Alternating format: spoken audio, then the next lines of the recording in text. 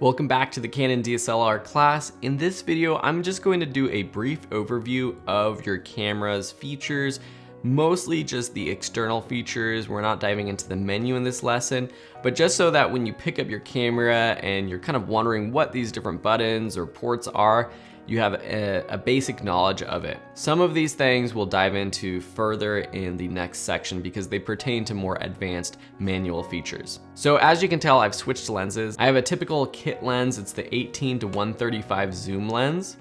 So starting with the lens, you of course have your lens cap. So you take that on or off. Of course, that's going to be something I'm sure one day you open your camera, get your camera out, you're trying to take a photo and it's completely black. Check to see if your lens cap is on. On the lens itself, there are generally going to be two dials if it's a zoom lens. One is for the focus, if you're manually focusing. One is going to be for the zoom. You just rotate to the left or right to zoom in or out. And then same with the focus, you're just going to have to get used to where you turn it, and depending on the lens, how far you have to turn it to get things in focus. Just like we saw in the last video, there's a switch for autofocus and manual focus on the lens. And on some lenses, there's going to be an option for stabilizer. Stabilizer is a great option on lenses that helps stabilize the actual photo itself and stabilizes the lens. This is maybe more important for some video, if you're shooting video with your camera, but also with a long telephoto lens or a lens that zooms in very far. This one does decently, it zooms in pretty far. Having that stabilizer on is going to help, especially when you are zoomed in. Typically, the stabilizer will use a little bit of extra battery life, but Canon batteries are generally pretty good. So if I have my camera and I'm shooting photos, I'll have the stabilizer on. The only time I'll generally turn it off is if I'm shooting video and my camera is on a tripod where I don't need it on at all, because sometimes the stabilizer can cause a little motion if it's actually on a tripod, depending on the quality of the lens. So that's the lens. We covered, here's the button to take a lens on or off. So to press that button, you take it off. This lens has the white dot, so we match, or the white square. So with this lens, we can match up the white square, put it in the lens mount, turn to the right. Now let's take a walk around our camera. So starting with the top, this is the hot shoe mount where you can put an external flash. You can also put in things like a microphone. That's going to be typical on pretty much any DSLR. This camera has the pop-up flash, so we noticed that it popped up automatically when we were in the A+ or the green mode. But if you're in a manual mode or one of the other modes and you want to manually pop up the flash, there is a button right here to the left of the lens, right below the flash. Pop that up or click that and it's going to pop up the flash. And so that's going to turn on the flash manually. On the right-hand side of the flash mount on the big grip, you have your mode dial. We saw this. You have your on-off switch. Past the on button is the video mode option. This might look different on your DSLR. On the T7i, it's right there. On some cameras, there's a little switch on the back right here next to the live preview mode, which might turn on your video mode, but you'll generally notice it by the video or film camera icon. You have your shutter release button. That's how you take photos. You have this dial right here that controls some manual features like shutter speed, or depending on how you have it set, your aperture, ISO. You also have buttons for things like your ISO and some display options up here. We'll go more into depth later on. Now on the back of the camera, there are a lot of buttons. So we saw that you have the playback button here. We have the live preview mode up there, which also duplicates as the record mode if you're in the video mode. You also have the menu button and info buttons up here. So if your camera is on and you turn on the menu, you can go from menu to sort of a display mode with your settings. The info button will shuttle through some different display options. So if you press it once, you have this sort of level, Press it again, you have your settings options there. And just to show you, if I scroll through this with this dial at the top, it's scrolling through one of the settings, which is the shutter speed. We'll talk more about that in a future lesson.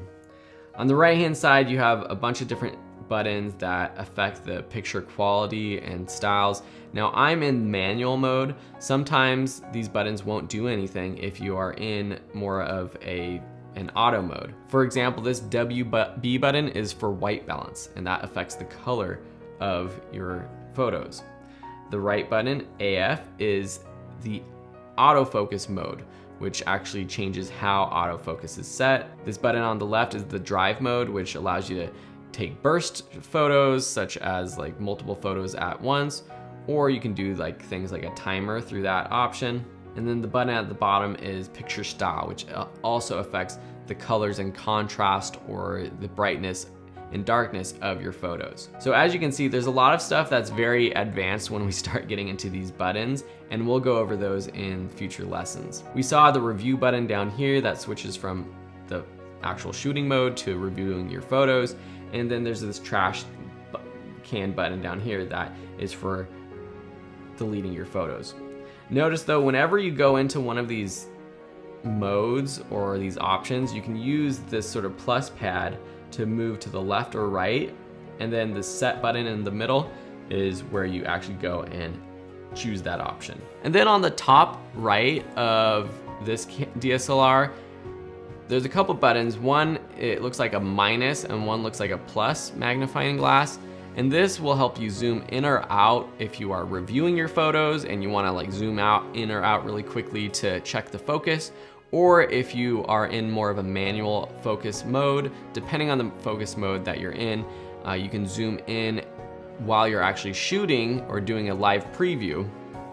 So let me just do a live preview really quick.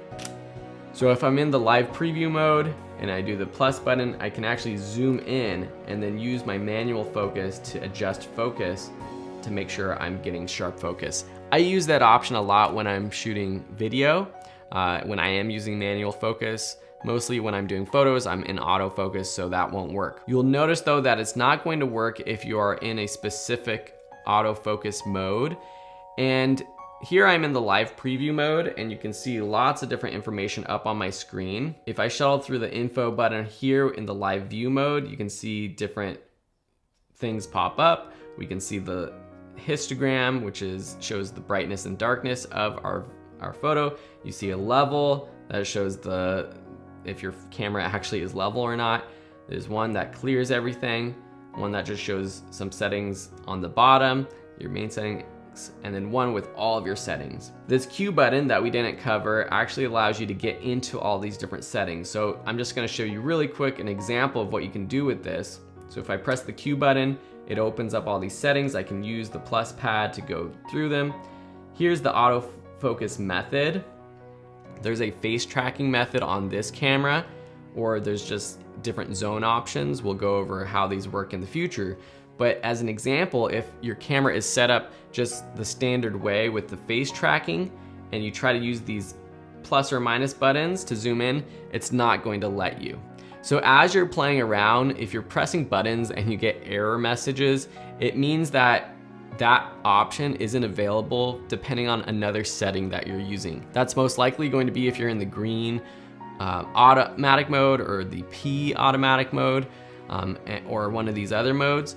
But again, it might be one of these other settings, but hopefully by the end of this course, you'll know and understand a lot of the different settings and options you have on your Canon DSLR and know how to work around them with your manual settings. We saw on the right-hand side the SD slot. Some DSLR cameras will have actually 2 SD card slots in this port, and that will generally have options for backing up your photos so that it actually takes the photos to both cards, which is great if you're doing a more professional shoot, just in case one of your cards gets corrupted, which generally doesn't happen, so you don't really have to worry about that, but that can happen. On the top of your camera, on the right and left-hand sides, this is actually where you would put your camera strap. Great if you're out traveling. I have it off just so it's a little easier to see everything. On the left-hand side of the camera, there are some additional ports. So this is also going to look different on different DSLRs, but the ports are generally going to be similar. So this little door opens up and you have a USB or a mini USB port and a mini HDMI port as well.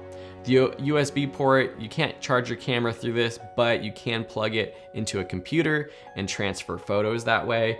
The HDMI port is if you want to display photos or things like that onto a TV screen, but generally you wouldn't be doing that from your camera. I've never used the HDMI out on my little DSLRs like this, but it's an option. This little port right here has a couple cool things. One is a microphone jack, so you can actually plug in a better microphone if you're shooting video. Every DSLR has an internal microphone, but generally that's not going to be that good of quality. So if you are shooting video, I definitely recommend getting an external microphone. We'll go over that in the accessories section or lesson of this class. And then this other port is for the remote trigger. So this is cool if you are doing portraits or if you're doing long exposure photography where you plug in a remote trigger. You don't have to be touching the buttons on the camera itself. You can just press the remote trigger to take your photos. A really cool option there. Then on the bottom of the camera, we saw the battery door, but there's also the screw hole where you plug in, you can attach it to a tripod or a tripod head. And that's pretty much all I want to cover in this lesson. I know there's a lot of stuff that we didn't cover in depth. That's coming up in the next section of the course. But by now, I hope you feel a little bit more confident knowing your way around your camera. We'll see you in the next lesson.